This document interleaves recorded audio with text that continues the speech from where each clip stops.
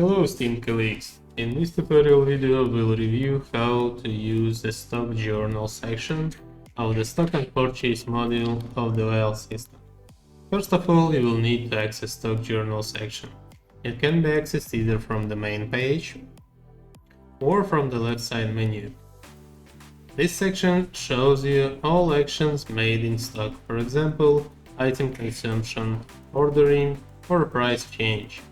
Like in stock section, left side shows you stock categories. Those could be the same categories for plant maintenance system also.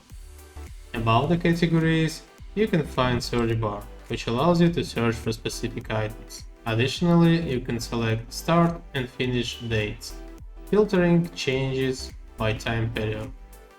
In the top right corner, there are three checkboxes. Show only used checkbox will show only records about already used items. Show only received checkbox will show you only records about received items. Include zero values checkbox will show in addition those records where all values are zero, like number of received, used, and start count. Every record could be viewed for additional details. Double-click on record and pop-up window will appear. It will show you name of the item, its part number, number and catalog, and remaining on board number. Start and finish date fields are showing you selected time period. On the bottom of pop-up window, you will be able to see changes that have been made. Also, there is an icon on the right side of every record. You can press it to view attached delivery files being uploaded by responsible person upon reception of order.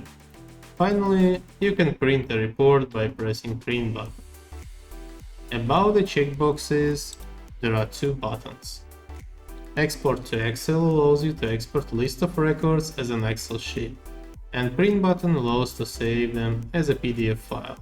Don't forget that all filtering options will affect these two buttons. Hope this information will be useful. Subscribe to stay tuned, and thanks for watching.